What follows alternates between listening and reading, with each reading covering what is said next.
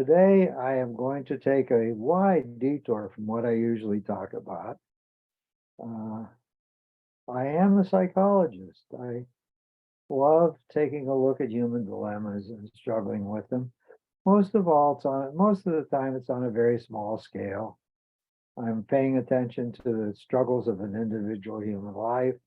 Sometimes it's turbulence between a couple. Sometimes it's dysfunction in a family, but these are fairly narrow and limited.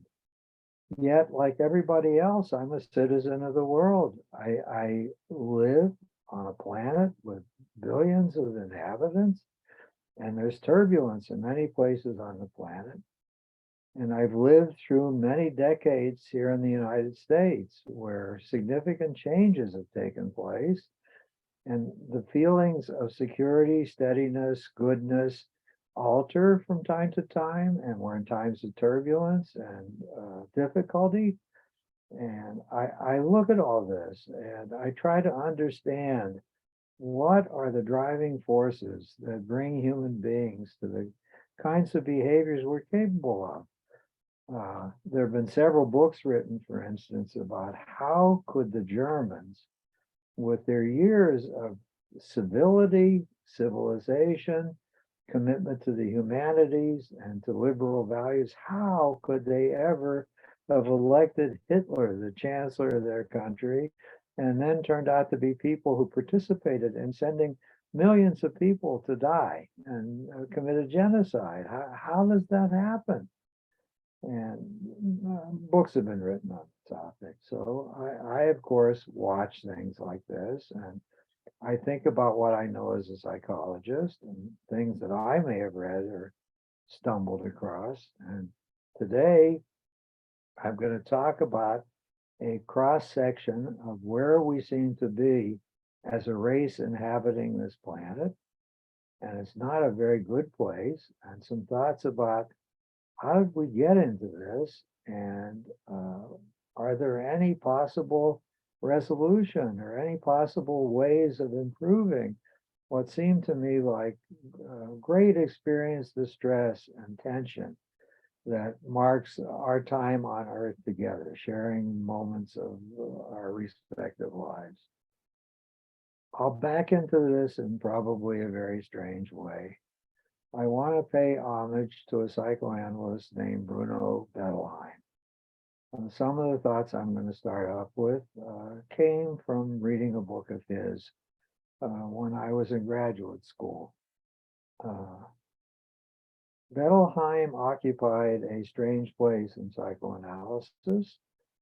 He was one of the early pioneers who joined Anna Freud in trying to see if Sigmund Freud's principles and ways of working could be extended downward and turned into work that could be helpful with children. Was it simply a style of working and thinking about problems that was fit only for work with parents, or could children benefit from it? And Anna Freud was the leader of the movement. Bettelheim was certainly one of the lieutenants or even maybe generals in the army of trying to bring psychoanalytic thought into working with children. One of the things he did along the path, well, back up again. He was lucky he got out of Germany in about 1937. He could sense how terrible and unsafe it was for Jews, which he was, and for psychoanalysts, which he also was. Freud had no good feeling about the profession of psychoanalysis. After all, it had been designed by a Jew, so it was obviously corrupt and erroneous. The analysts were starting to be persecuted, even the non-Jewish ones. So he got out, and he was very fortunate. He was offered, the Department of Education offered him a professorship at the University of Chicago. So he left Berlin, settled in Chicago, and he started what he called the Orthogenic School on the campus at the University of Chicago. The Orthogenic School was a residential program for very, very troubled young people. Many of the people who resided there would probably get the diagnosis, if diagnosis were to be given him, of childhood schizophrenia. Others of them probably would have been on the autistic spectrum somewhere, but they were having a great deal of difficulty functioning in the world as we know it. They were unable to be in an ordinary classroom, public school or even private school classroom, and survive and thrive and learn and grow and take on increasingly mature characteristics. They would be rebellious, they would throw temper tantrums, they would scream, they would carry on. They were really out of bounds and out of control. So he decided to, since he was being sponsored by the School of Education, to start what he called an orthogenic school, but it was really a residential program for very, very disturbed kids. It was noteworthy because there were a large number of staff people who came to live there. He was also doing training. There were graduate students from the psychology department who attempted to assist him and work with this population. There were graduate students from the School of Social Work who also came to work. There were graduate students in special education who tried to come and help the kids with their education. So he had a large cadre of people in training and other disciplines who came to help out in the school. And they had a tradition. They would take lunch together, all of them, everybody who was assigned their volunteering time together. There was a huge cafeteria, so everybody could have their meals and spend at least one period of time every day together. I was privileged when I was in graduate school to have Bettelheim come from Chicago to Ann Arbor, Michigan, which is not that terribly far away, and to give a colloquium about his work. I found out during this period of time that because he would bring some of his graduate students with him to help him with his presentations. And if you gossiped with them outside the time when he was lecturing, you would find out that he had a nickname at the orthogenic school. His nickname was Brutal Bettelheim. Not Bruno Bettelheim. He was known to be a terror with his staff, with the people who were trying to help out. If they didn't follow his instructions to the T, if they were sloppy or forgetful, he would really scream at them and humiliate them in public. That was his way of relating to them. And unfortunately, there was gossip too that he may have been doing child abuse. He may have been using corporal punishment on the fragile kids he had there when no one was looking. But that was never charged and never proven. One of the things I learned from him and about him is that he had written a delightful book. The book was called, I think, something like Fairy Tales. And what he did was to take the great fairy tales of the world and try and do a psychoanalytic analysis of the hidden themes and meanings of the story in the fairy tale, and why this particular fairy tale appealed to children at certain ages because of the developmental issues they were struggling with. So I had enjoyed my contacts with him. I felt ambivalent about him. I heard about his dark side. I saw about the importance of the work he was trying to do. I honored him for that. And I had no final judgment about him whatsoever. Is this a good person I should pay more attention to? Or, well, this was interesting, but go on to other things that are more important. Something changed for me just before I graduated. I wanted to stay current with the literature. I forgot the name, but I joined a book club. It was the name of the book club was something like Readings in the Behavioral Sciences. The book club specialized in publishing and releasing to the members of the book club and to the general public works that were being offered that seemed novel, worthwhile, interesting. And as part of my commitment to being somebody who would grow and learn and would engage in continuing education. I signed up. I was expected to purchase a book every month. So I figured I would do that. I paid an annual fee and I was entitled to a book every month. And I would specify what from the list of the new issues they were making was I going to take for that month. One month I noticed that there was a book by Bruno Bettelheim.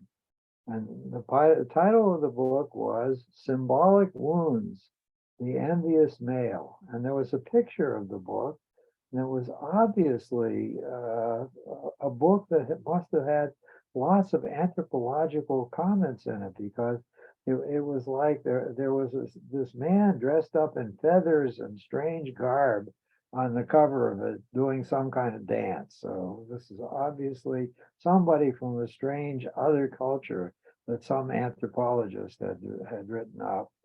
That was somehow this culture was woven into the substance of the book. And I like that because I had been a minor in anthropology when I was an undergraduate. One of the things that attracted me to psychoanalysis is that many of the psychoanalytic pioneers were also fascinated with anthropology, which was developing by leaps and bounds at around the same time. It was a time of great innovation and productivity in anthropology, starting around the year 1900, about the same time Freud was doing important work in psychoanalysis. So I wasn't surprised that Freud was a collector of anthropological artifacts and a devourer of the literature that was being generated in anthropology. And it turned out Bettelheim was too. So I got the book. I didn't read it before I graduated. I took it with me from Ann Arbor back to Los Angeles. And then one rainy afternoon, I started to read it, and I found it riveting. Bettelheim was being just exceptionally audacious. He was threatening to overturn all the agreed upon wisdom in the domain of psychoanalysis. Freud had said unequivocally that he didn't understand women or the psychology of women too much, but one thing was certain: the core problem that every woman had was she lacked male genitalia, and she suffered from genital she suffered from genital envy. Her little clitoris was never to be the wonderful equivalent of a large throbbing penis having an orgasm, and she knew it, and she knew that she was inferior. Every woman in their unconscious struggled with feelings of envy and inferiority, and if there was to ever be a comprehensive theory of the psychoanalysis of women, it would have to start with those two pillars of understanding. Bettelheim was crying out, "Oh no, that's not the case at all." And this book was about breast and vagina envy in males. He simply stepped out into the other range of possibilities and said, no, we men are struggling badly, envying the very things that we make fun of and criticize and scold and have lots of dirty words about. Every man somewhere in his core stands in awe of women's breasts and women's vagina. And then he was presenting anthropological data and support for his central thesis. And it was mind-boggling. He said that there are somewhere around 20 cultures that were already known in the 1950s now, who were very obviously very female-centric and not male-centric at all. In these particular cultures, the tribal leaders were women. All of them had deities of some sort or another, and all the deities in the culture that the culture worshipped and believed in were female. There was the goddess of the moon, the goddess of the currents, the goddess of the earth, the goddess of the crops. Depends on what the mission of the culture was.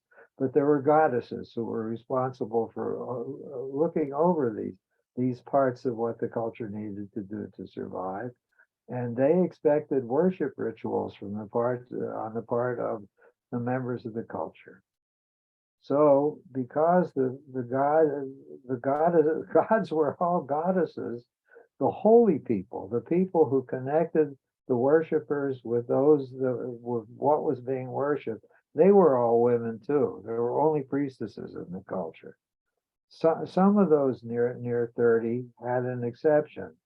A male could become a holy person, but the male had to become a transvestite. The male had to dress as a woman and live the life of a woman with all the woman's prerogatives and responsibilities in order to be judged fit to join the holy orders and to receive the specialized secret training of the holy orders. And in each of these cultures, a small number of women, because it was so prestigious and important, had decided to do this. They may have been trans people, as we now know them, who thought that this was wonderful. Who the hell knows what was trans and what was boiling beneath the surface in any of these cultures? But these were legitimately known to be men who had thrown away male prerogatives, whatever they were, and decided to dress as women, to conduct themselves as women, and to enter the holy orders that only women belonged to. Why was this the case? Bettelheim had said, oh, wait, there was in many of them, if not most of these cultures, puberty rituals to celebrate the arrival at malehood and femalehood. Women did not need any particular ritual because they would be celebrated as having become fully grown when they started to menstruate and grow breasts. This was the sign that they were now entering adulthood. And there was a knowledge that with the starting to menstruate, to grow breasts, they became capable of giving birth to the next generation that was going to follow them. There was no obvious thing that marked male entry into adulthood. Maybe it could have been the growing of body hairs. Who knows what it was? Usually an arbitrary age was set, usually around 15. And that was the time that the males in the culture were taken out of the village by the elders, the male elders, taken off to a sweat lodge or some holy place that was for men. And it was there that they were taught how to carry out male responsibilities, what their duties as a male adult would be in the culture. Play days are over now. It was time to get serious. They were assigned some role in the culture and taught how to do it. For both sexes, there was a celebration. After the rituals had been fulfilled, a party of some kind was held. For the women, it was typically dancing and getting drunk. For the males, there was a challenge that they were to go through to seal their arrival at adulthood. They were to undergo what the anthropologists came to be called subincision. What was subincision? It was a purposeful mutilation of the male's genitals.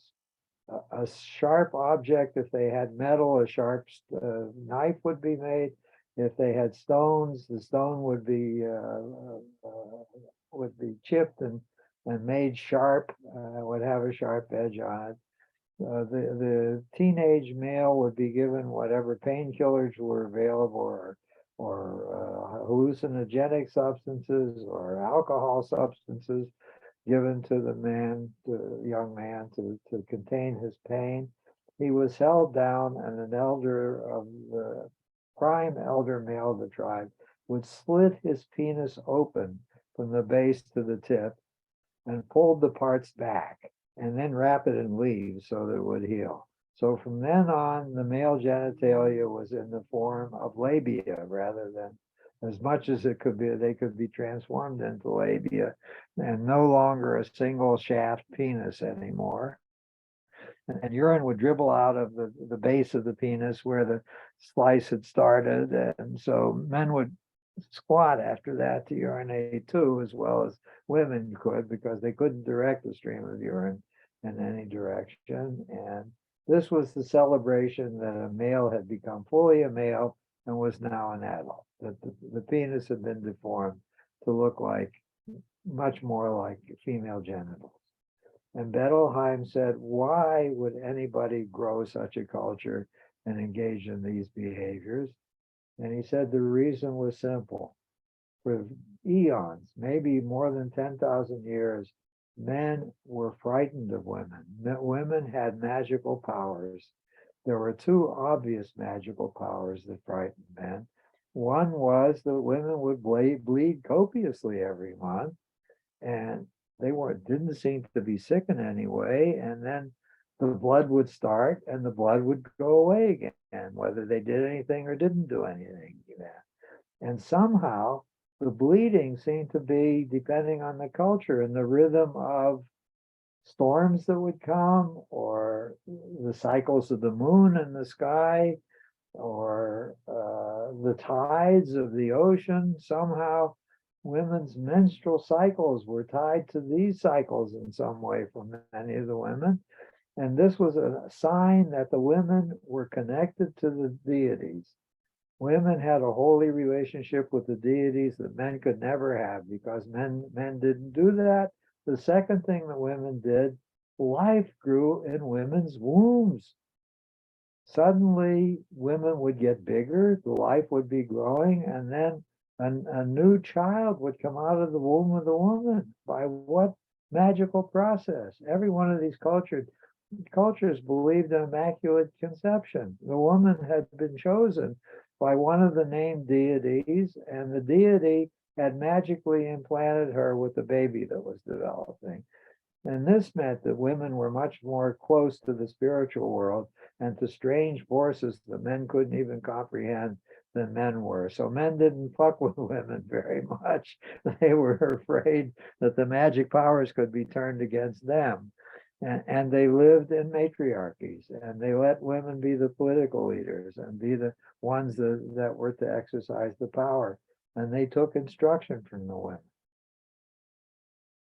And that was Bettelheim's vision of how human beings and the two sexes got along for eons before some smart-ass guy, probably about 3,000 or 4,000 years ago, made the connection that semen had something to do with insemination and the creation of the fetus. And Bettelheim says, with the start of that, everything changed. Now there started to be contentiousness. If you go back to the Greek era and the Roman era, there were both gods and goddesses. Both sexes had holy representations in heaven with godlike powers, and they were frequently at war with each other, and they were frequently fighting with each other and jealous of each other and playing dirty tricks on each other and trying to get humans to rebel against the other. And that's exactly what was going on as far as the creation and shape of cultures was too. There were times when there were empresses in charge and times when there were emperors in charge. There were lots of civil wars with opposing forces carrying on the battle between. Fortunately or unfortunately, depending on your point of view, in the end, males prevailed in these contentious struggles, because males can do something females cannot do. Our muscles allow us to put out short, strong bursts of power in ways that women seem to have a harder time doing. So we simply pummeled women into surrendering in the last, and took away all their power. The pendulum swung all the way over to their side. they started to become vassals of men and possessions of men and servants of men. And the deities finally became solely men, narrowing down to one single male deity that many modern cultures live with now. And there's no longer deities that are she in most places of the world. And what's interesting is in some places of the world, it's known that while men can do short bursts of muscle activity with much more strength and force than women can, women are actually have over the long term greater enduring stamina. And some scientists believe that has something to do with natural selection. That it is necessary to have stamina and be able to continue coming back to do tasks that require some outburst of energy in order to keep children alive. But at any rate, up in the Himalayas, many of the best Sherpas who are most in demand are women. They can't carry as heavy loads, but they can carry slightly less heavy loads for longer distance for more days in a row without much rest than men can. Men can carry heavy loads, but they get burned out much sooner than women do. That much is empirical data. So that is one of the things I want to put in the background of my trying to understand the plight we're in at the present time in many places in the globe. It is what is the relationship between men and women, and on what is the relationship between men and women based. Clearly, even in what we call the developed and developing nations, most places in the world, we have started out with women being second-class citizens. The U.S. Constitution refers to all men are created equal, but women had no voting privileges at the beginning of the founding of this country. Even the liberal countries kept women in the home. Their job was to run the household and raise children. They were not to be political figures. They were not to be leaders of any kind. They were not to be spiritual leaders. They were not to be entrepreneurs. There were a limited number of things that women were permitted to do, even in the quote advanced nations, up until 100 or 200 years ago. They had a limited number of things they could do without being thought to be either weird or evil. They were allowed to be teachers. There seemed to not be enough males who were interested in teaching, and teaching was like an extension of being some kind of parent doing caretaking of kids anyhow. So it was okay that women be teachers. They were never paid very much for doing this, however. That was not one of the better paying professions. I do not know how this happened, but being a librarian got captured by teachers. Maybe it's because women had more leisure time to read. I don't know why that happened, but clearly librarianship started out as a female calling, and any man who had a yearning, I'm going to become a librarian when I grow up, would have been treated as a very strange creature if he announced those proclivities. Nurses, that was another thing. There weren't enough doctors to go around frequently, particularly at times of war, and women were allowed to learn how to be helpful to doctors, to fold bandages, to comfort the wounded, to do simple procedures, to bind up wounds, for instance. Nurses were hired to do that, and schools of nursing were put in place. And again, any man who wanted to go to a school of nursing was thought to be a very strange person, probably a homosexual, if that person wanted to join a woman's profession.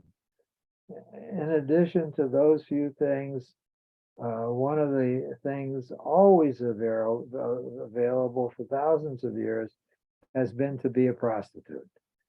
A woman could earn a living by bestowing sexual favors on a man who was interested in her and asking to be paid. Some portion of males were willing to pay to have somebody who looked a certain way they wanted who would engage in some kind of kinkiness with them that they were having trouble finding women to do.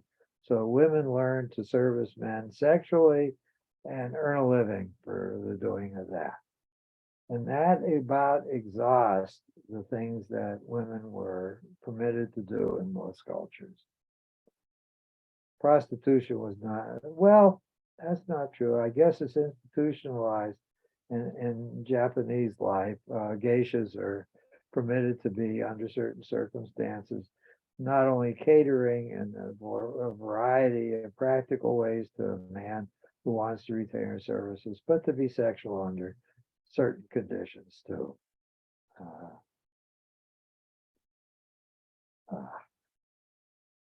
So I guess I'll go there.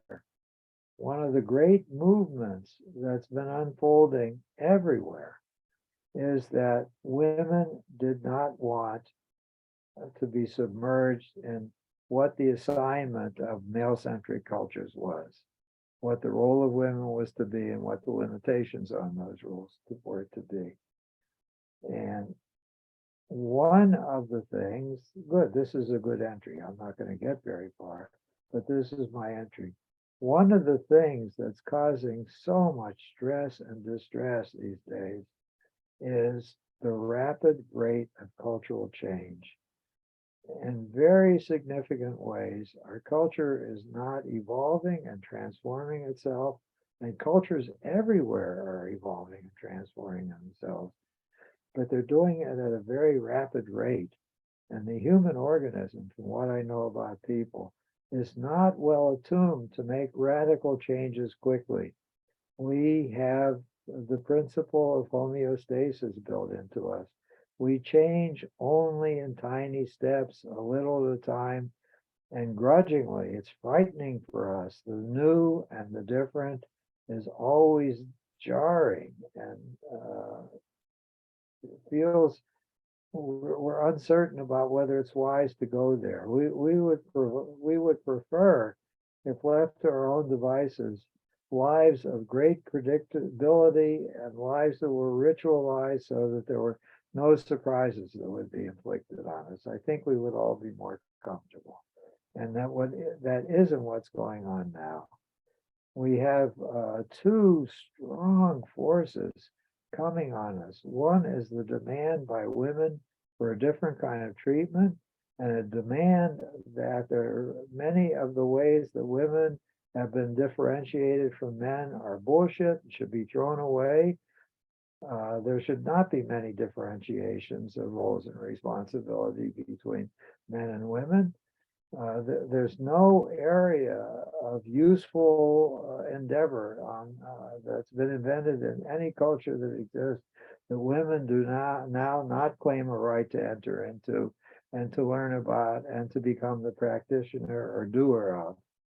And we are reverberating with the tension of these changes, which started probably with the Second World War, when there was such an extensive mobilization in all the countries that were at war, that women were pulled out of every means of production and of generating goods and services. There were just not enough men who were doing anything that weren't fighting the damn war or supporting the fighting of the damn war at rear headquarters, that women entered every niche in the culture to carry out things that had previously only been done by men before, including, as an example, riveting on the skins of bombers that were being built. Typically a career for a very strong man who could lift the riveting gun and get the rivets in proper place. Even these kinds of jobs were being done by women. And after the war, many of the women were content to go back to traditional roles, but an increasing number of women cried out for the right to be engaged in the workforce ongoing. And the movement spread and spread and spread. I think we're close to being at some place of equilibrium, all right. It's still not perfect. I think the average income of a woman in the workforce still is a little bit less than the average income of a man doing equivalent work. But within the foreseeable future, within this century, I believe that all the things that were in place at the time of the signing of the Constitution and on until the well into the middle of the 18th century, I believe all of them will be put aside by this time, and there will be no distinguishable differences in the roles and responsibilities and rewards of men or women anymore. And a second force that is making people crazy, tied in some ways to the first force, is a growing recognition that human sexuality may be more complex than has been given a right to. It may be non-binary. We may not be, by temperament, desire, wish, and even biology, we may not be either male or female. There may be an interspace. There may be a transitory space where we go from one to the other. These are being debated and fought about and causing great consternation and stress. The opening up of the definition of sexuality into an ambiguous space where one's own sexuality is ambiguously shaped by personal forces and societal forces. That is being struggled against tooth and nail. That sounds like a heresy to a large amount of the population. But we don't have answers to that yet. That's unfolding in its own way and with its own dynamic forces, sending it God knows where.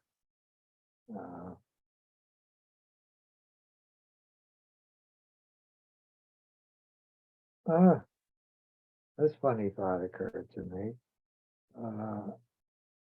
If you go back 30 years, 40 years, and you did a public opinion survey, do you know anybody, or do you know of anybody who's had a sex change operation? That number would probably be close to zero. Today, if you did the same survey, I think a big portion of the population may not personally be attached to anybody, but they would know of somebody who's planning to have a sex change operation or who has actually undergone that. And there is a huge market now. There's a huge industry of various kinds of professionals who participate in the facilitating of sex change operations. And as I said, this is very stressful for some portion of the population. So there are two forces I'm mentioning. The changing relationship as it's defined as proper between men and women, and the opening up of what does it mean to be a sexual person. What constraints are there on that? Are there biological constraints? Are there psychological constraints? We don't have the final answers to those matters yet, I don't think. We're in the dawn of creating what is to be the psychology, biology, and the cultural norms of the future.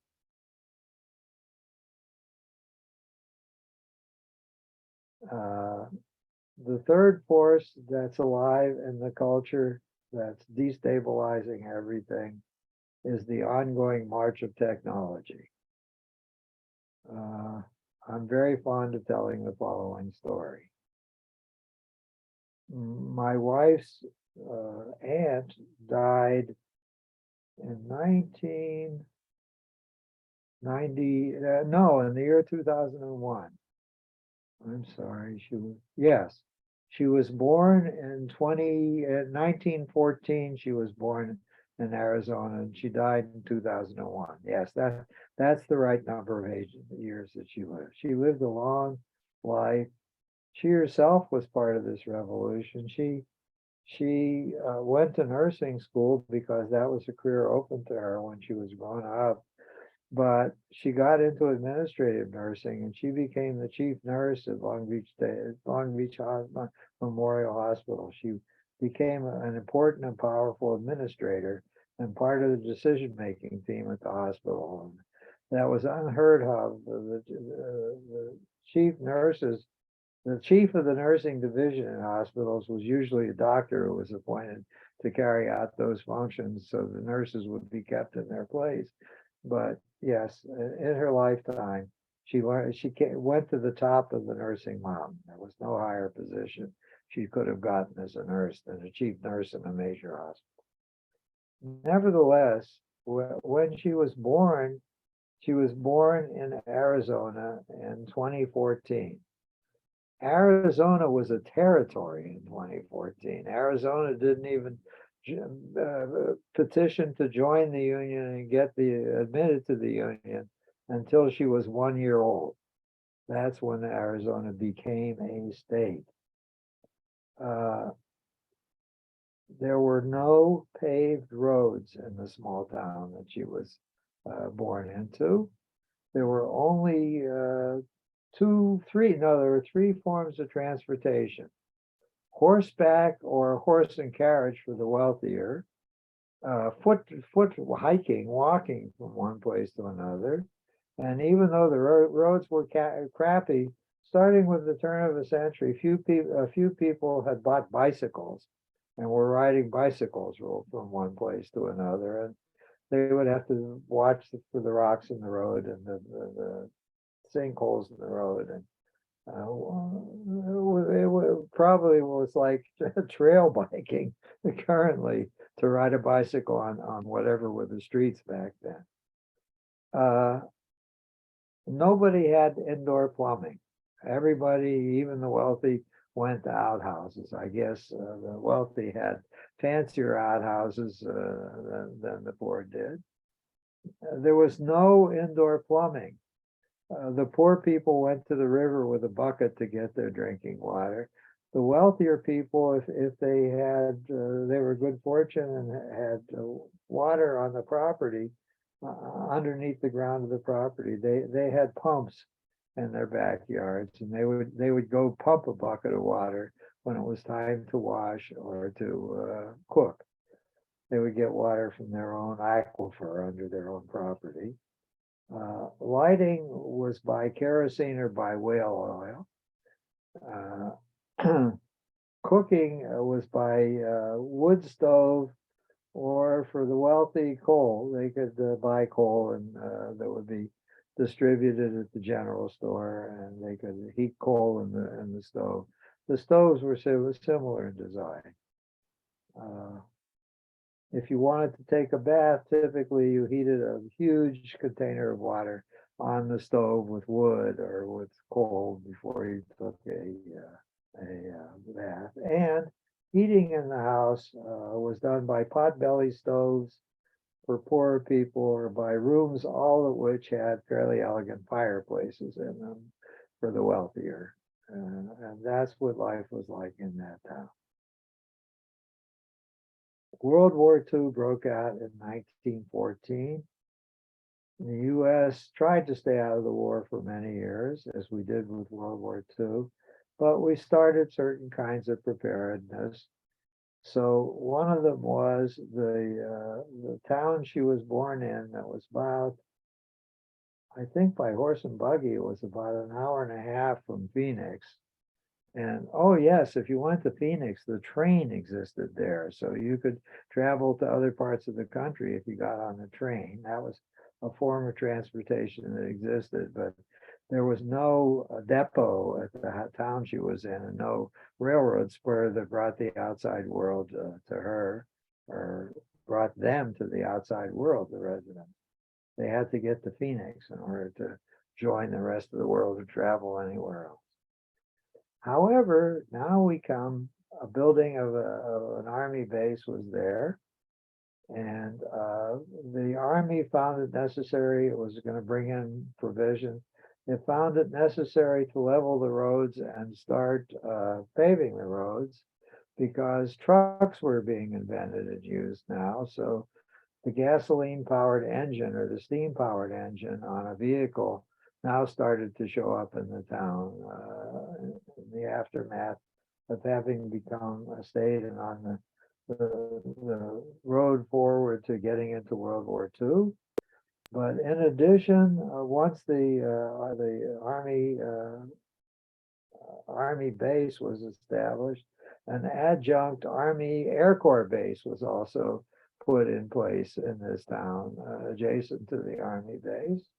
And flying was being taught. We had biplanes with two wings who would fly loops and practice dropping bombs, and after a while had machine guns attached to them, because we saw from the European example that air wars were starting. The planes were not only dropping bombs and doing reconnaissance on each other's front lines, the planes started shooting at each other and trying to knock each other out of the sky.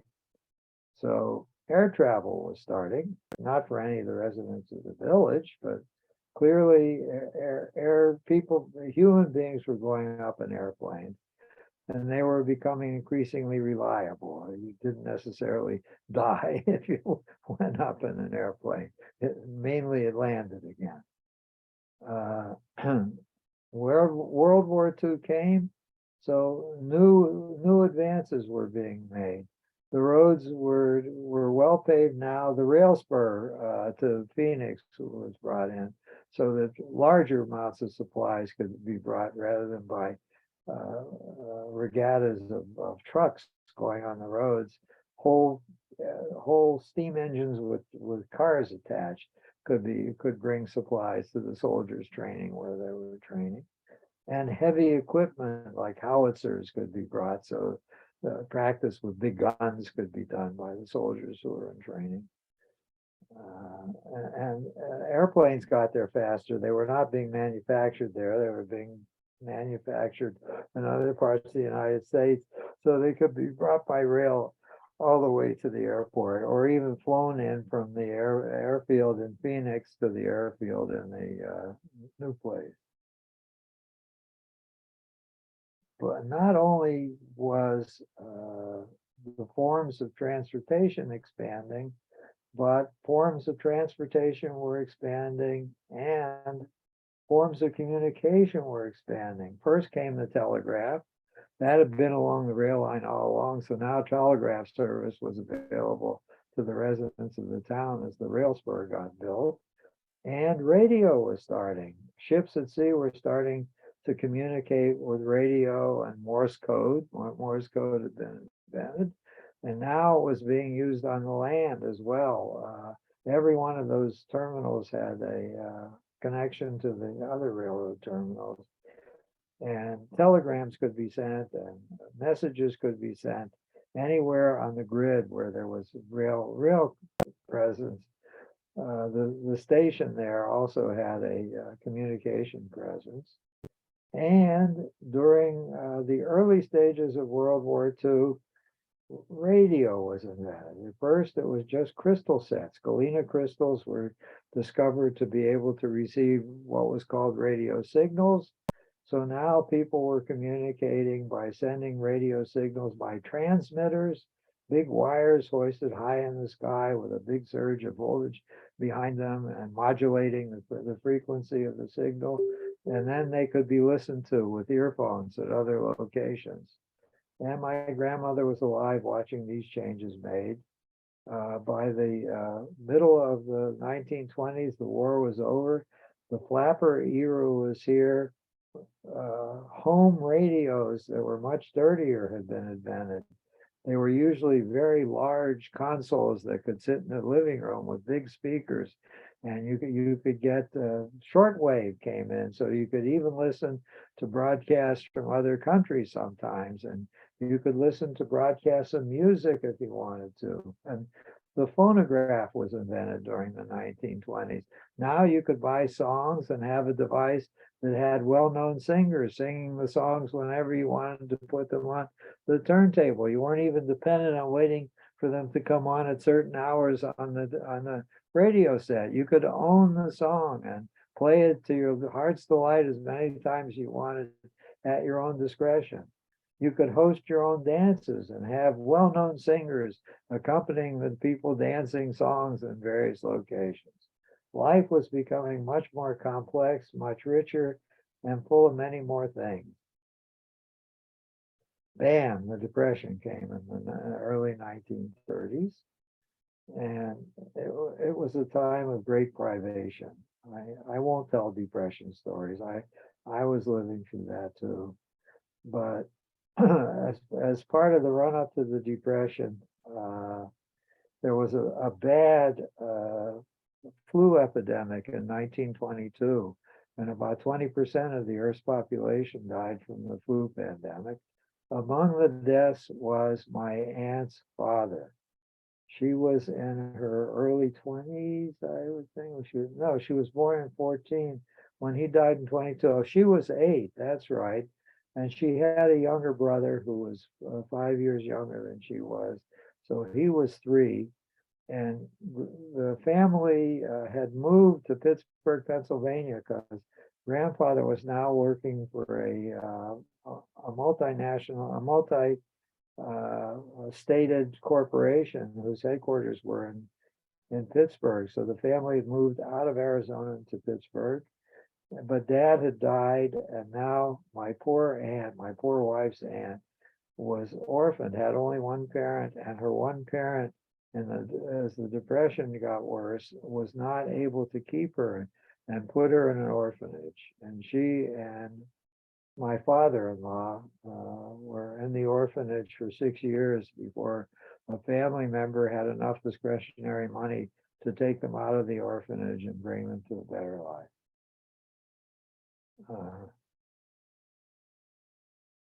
During the 1920s, we lived through many of the transformation of the cultures, women going to work being only one of them. The creation of my profession was another one, because most of the psychiatrists were drafted into military service and pulled out of the hospitals where they'd been working, and other workers had to take up the load, and my profession was created. I've talked about that recently in other formats, but cultural change was going on at a fast pace because of the war effort. We had tried once to generate what was called the League of Nations in the aftermath of World War I, where the nations who had fought in the war came together and formed an organization that was dedicated to keeping world wars from ever happening again. And the League of Nations was a noble, noble, noble effort, but it failed. It didn't fail to prevent World War II. But we were going to try again at the end of World War II. We were going to put in place the United Nations. It would have a different name, and the rules and structure of it were drawn up and were different. And there was great hope for the launching of this organization, that it would prevent any further world wars.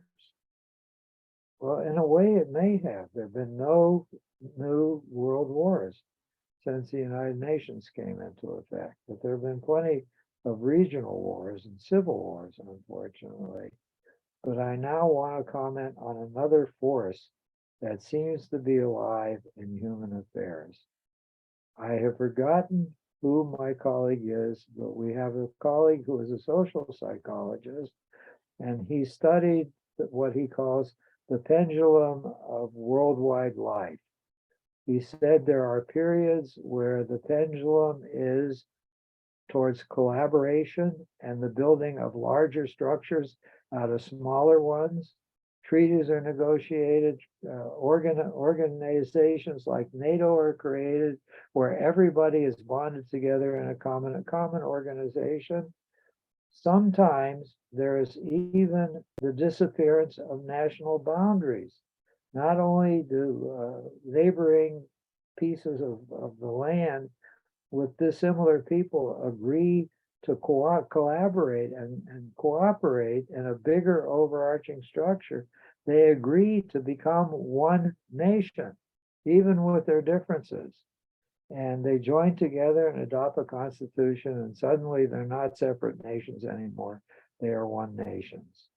And our colleague says there are periods of history when joining together and what he calls the happening of centripetal forces, the forces in anything that's spinning that forces things towards the center, that becomes larger than centrifugal forces, which are trying to get pieces to fly off into space and break away from the spinning thing. And we had been in the aftermath of World War II in a period of great centripetal gathering together into structures of larger and larger numbers of units being part of the structure. But somehow, under the forces that I'm trying to enumerate, that force has changed too. The force is now centrifugal. Things are flying apart. Everybody is surprised that NATO has stayed together as long as it had in the face of the Ukrainian war, because nations are flying apart into pieces and collectives of nations are breaking down. And one of the painful times we're living through is we're becoming increasingly tribal and small tribal rather than large inclusive tribal. And that's something I will be commenting on. But that is a characteristic of the dissonance we're going through. In the face of the force of all the other forces I've been enumerating, the force that holds us together is weakening and, as a matter of fact, turning in the other direction. It's a force that's urging us apart and into being more insular and to trying to hold on our old identities and trying to keep old ways of relating and doing things in place. So I guess I'll stop at that point, and I will go on from there about what I noticed and what could, if anything, be done about it. Floor is open for any comments. This is just an aside, Arthur, but I started out attending the University of Chicago program, doctoral program in human development.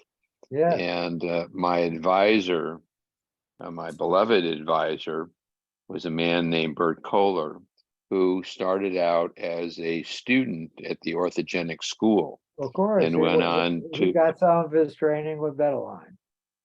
Well, I don't know if it was his training, but he was a student there. Yeah. And he. Oh, wait, I'm confused.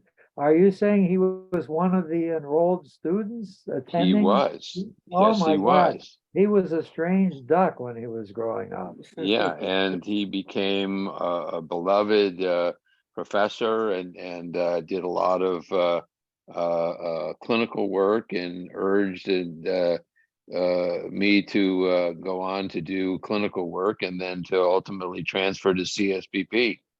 Yeah. And and so it's like from that very beginning, he was a very accomplished professor and clinician in human development. Well, that helps me. God bless Bettelheim. He wasn't just a sadistic bastard. He actually put together a program that was very helpful to some people. Oh, yeah, yeah. Thank you. I'll give him another brownie point beside his book about fairy tales.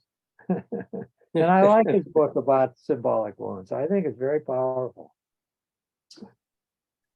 Seems reasonable given everything has an opposite side, that the Freudian perspective can only have some sort of balance to it at some level. Oh, by the way, I didn't mention, poor Bettelheim had the crap beaten out of him in reviews by his psychoanalytic colleagues. They thought he was hideous. They thought he was saying disgusting things that should be ignored as rapidly as possible. It wasn't until the 1970s where women in psychoanalysis began to have a greater effect on where the movement was going, and it was taken out of the hands of medicine and became a general movement of anybody who had mental health aspirations. Social workers could get analytic training, and marriage counselors could get analytic training, and psychologists could freely get analytic training. It ceased to be the playground of physicians in this country. That opened it up too. And so at last, there's been a big feminist movement sparked by feminist psychoanalysts within the analytic movement. They too have taken Freud to task for having been a poor victim of his time and having seen things through a phallocentric set of glasses. Yeah. I can't help as you talk thinking about you, at 91, the things you've seen, Oh, yeah. and to be to maintain such a open-minded perspective on everything is very impressive. Oh, yeah, I should make some notes to myself. I have to rattle off the other things that my aunt had to pay attention to as her life evolved. No, I think there are cycles to history. I just, and every generation thinks they're kind of special. But I do find it interesting that this particular moment of decomplexification is also happening when there's 8 billion people on the planet versus in the past, all these things happened with probably about a billion people on the planet. That's right. So thank you. Let's see, what are the things I still need? Confound, yeah. Overcrowding. I started to talk about technology. Global warming.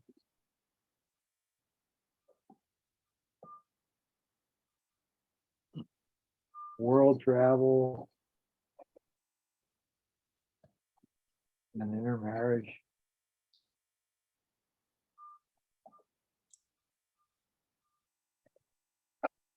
Transfer of wealth.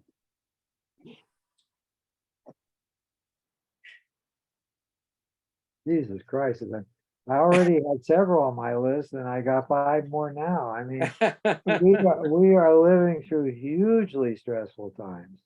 Yeah. It's terrible. I quit. I resign. I think I think I'll go hang out with the Amish. That's what I'll do. That's the solution. Uh-huh. All right, guys, I'll be back with you next Friday. Oh, Okay. before I sign off. Now, is it next Friday or 2 Oh, weeks no, from it's a today? week from Friday. Next Yeah, Friday yeah. is the day after Thanksgiving. 2 weeks from today. Mhm. And for those who are tuned into this, I will repeat, please send me to my email address, Arthur Kovacs Office, ArthurKovacsOFFICE@AOL.com. Send me to that address your desire to be notified of those times that I come up again out of hiatus and give a lecture about something. So I'll give you a heads up if you're listening to this one. 2 weeks from today, there will be again the continuation of this one that I will be posting. Thank you again. I'll probably give that introduction 4 or 5 times over the next many lectures. We'll see how many people want to sign on to continuing notifications. Bye. All right. See you guys. I